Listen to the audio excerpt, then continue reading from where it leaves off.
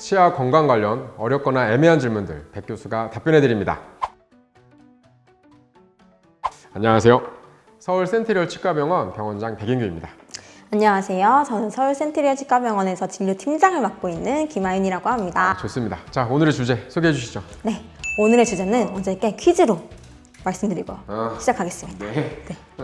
이것은 치아를 상실한 환자에게 사용되는 것입니다.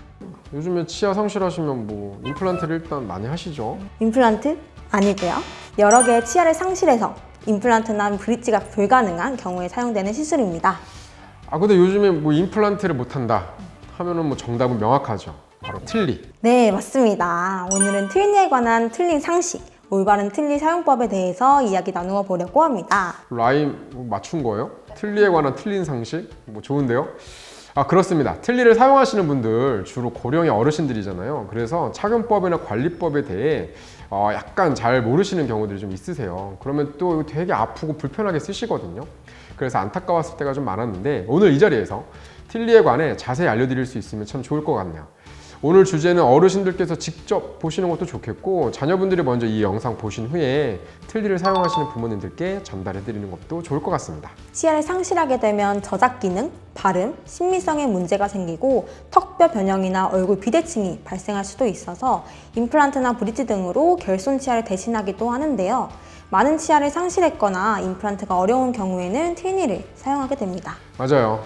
틀니에도 종류가 좀 있는데요. 치아 일부를 상실한 경우에는 남아있는 치아에 고리를 걸어 고정시키는 부분 틀니. 근데 위의 턱뼈 또는 아래 턱뼈 전체적으로 치아를 상실한 경우에는 잇몸에 맞춰 제작된 완전 틀니를 사용하고요.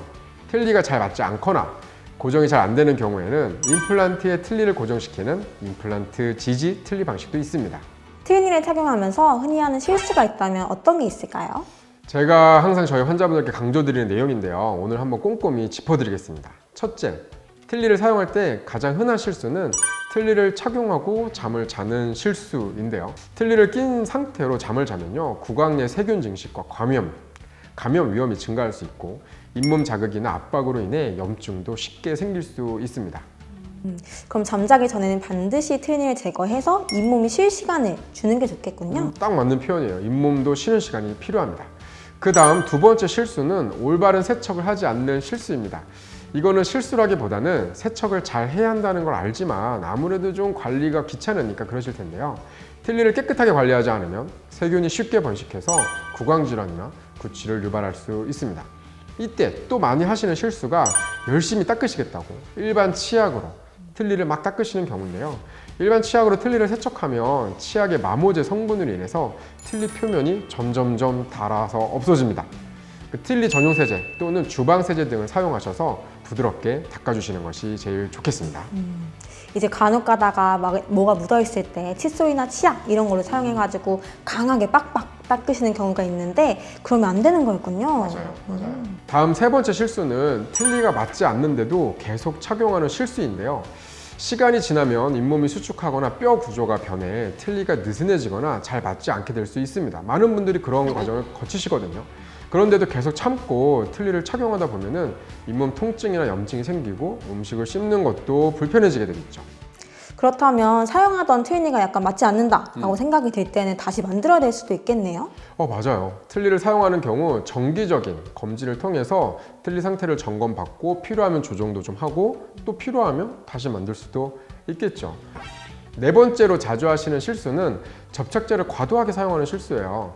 틀니를 오래 사용하다 보면 아무래도 잇몸뼈가 내려가면서 좀 헐거워질 수가 있는데 이게 불편하니까 접착제를 사용하시게 되죠. 구강 내 잔여물이 남아 구강 건강에 해로울 수도 있어요.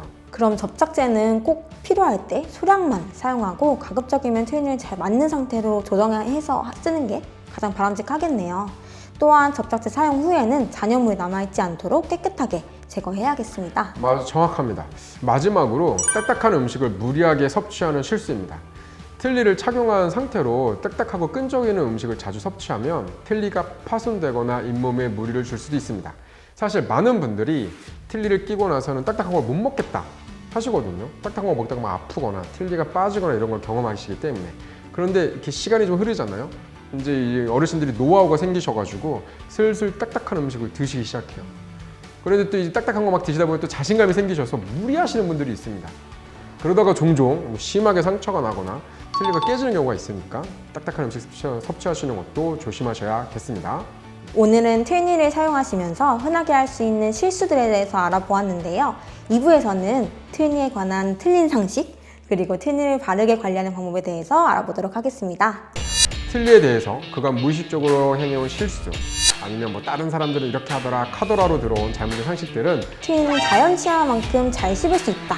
자연 치아가 100점 이라고 한다면 냉정하게 말해서 틀니는 사실 20점 정도입니다. 그럼 트윈니를 안 쓸 때는 잘 말려서 보관하는 것이 좋겠네요. 그것도 안 됩니다.